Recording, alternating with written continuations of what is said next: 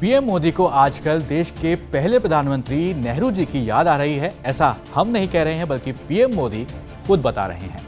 आदरपूर्वक नेहरू जी को इन दिनों ज्यादा याद करता हूँ। राज्यसभा में दरअसल पीएम मोदी अपनी बात रख रहे थे और यहाँ उन्होंने जिक्र किया देश के पहले प्रधानमंत्री जवाहरलाल नेहरू का। और यहाँ पीएम मोदी कहते हैं नेहरू जी की आजकल जरा ज्यादा याद आ रही है। आखिर लोकसभा चुनाव से पहले पीएम मोदी को नेहरू की याद क्यों आने लगी? पीएम मोदी ने नेहरू की एक चिट्ठी का जिक्र किया, उसमें क्या कुछ कहा गया था? कुछ ऐसे ही सवालों के जवाब जानते हैं इस वीडियो में। मेरा नाम है सैयद सोबान, आप देख रहे हैं स्विच। दरअसल 7 फरवरी को पीएम मोदी राज्यसभा में राष्ट्रपति के अभिभाषण पर धन्यवाद देते हुए अपनी बात रख रहे थे और इसी बीच कांग्रेस को भी वो घेरते हुए नजर आ रहे थे।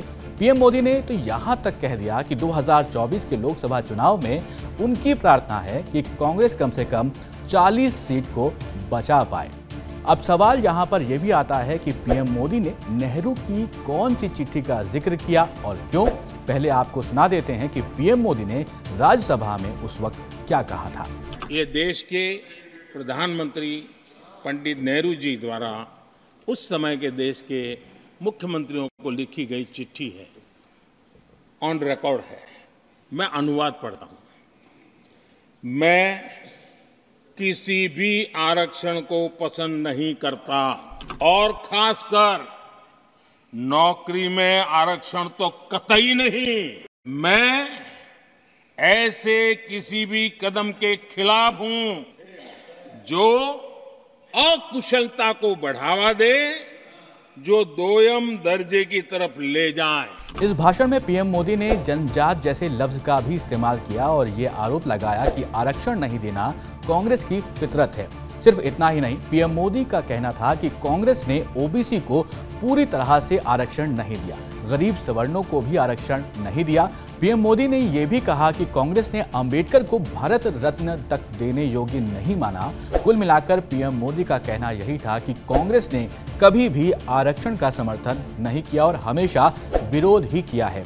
अब पीएम मोदी ने ऐसा क्यों कहा वो भी आपको यहाँ पर बताते हैं। दरअसल भारत जोड़ो न्याय यात्रा के दौरान राहुल गांधी जब उड़ीसा पहुंचे तो उनकी एक वीडियो क्लिप काफी चर्चा में आई, जहां उनको कहते हुए देखा जा सकता है, मैं आपको गारंटी देके कह रहा हूं कि आजकल 50% से ज्यादा रिजर्वेशन नहीं मिल सकता।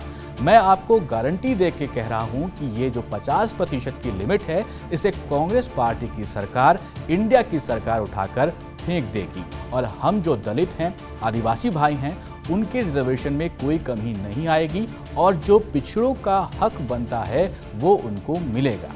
इससे पहले पीएम मोदी ने अपने भाषण के दौरान खुद को सबसे बड़ा ओबीसी नेता बताया। इसके बाद इस पर राहुल गांधी का जवाब भी सामने आता है।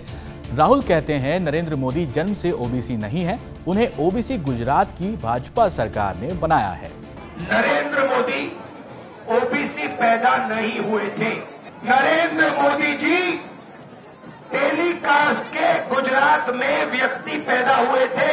मुझे बहुत सर्टिफिकेट की कोई जरूरत नहीं है, पता मैं कैसे जानता हूं कि आपके प्रधानमंत्री ओबीसी पैदा नहीं हुए।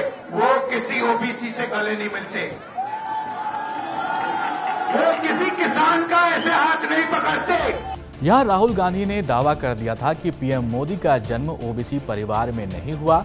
उनका कहना था कि पीएम मोदी का जन्म झांसी जाति के परिवार में हुआ था, जिसे 2000 में बीजेपी सरकार के दौरान ओबीसी में शामिल किया गया। केंद्र ने कहा कि मोदी की जाति को उनके गुजरात के सीएम बनने से 2 साल पहले यानी 27 अक्टूबर 1999 को ओबीसी के रूप में अधिसूचित किया गया था। साल 2024 के चुनाव के लिए अब राजनीतिक दलों का फोकस थोड़ा एससी, एसटी और ओबीसी पर भी शिफ्ट होता नजर आ रहा है। हाल ही में केंद्र सरकार ने बिहार के पूर्व मुख्यमंत्री कर्पूरी ठाकुर को भी मरणोपरांत भारत रत्न देने की बात कही थी। कर्पूरी ठाकुर को जननायक कहकर संबोधित किया जाता है।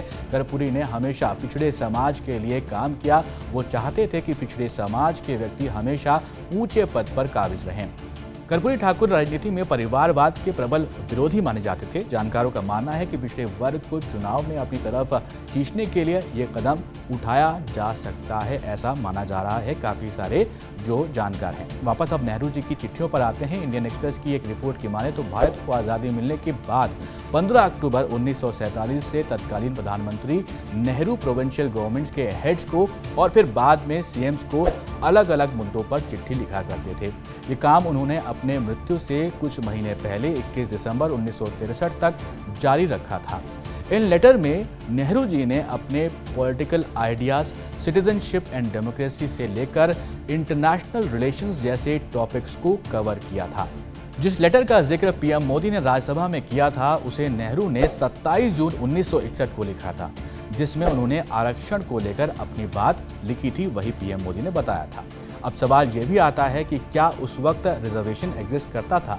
तो इसका जवाब है हाँ, करता था। 1950 में तैयार किए गए संविधान के आर्टिकल 334 में शेड्यूल कास्ट, शेड्यूल ट्राइब्स और एंग्लो इंडियन कम्युनिटी को 10 साल के ड्यूरेशन के लिए लोकसभा और राज्य विधानसभाओं में रिजर्वेशन दिया गया था। इसके बाद आर्टिकल को 1969, 1980, 1989, 1999 में अमेंड भी किया गया था। अभी की स्थिति में बात करें तो आरक्षण को SC/ST समुदायों के लिए 80 साल और एंग्लो इंडियन कम्युनिटी के लिए 70 साल के लिए बढ़ा दिया गया था। तो फिलहाल इस वीडियो में इतना ही, लेकिन रिजर्वेशंस को लेकर आपकी क्या राय है जरूर हमें कमेंट बॉक्स में लिखकर बताइएगा और ऐसे ही वीडियोस देखने के लिए कीप वॉचिंग स्विच।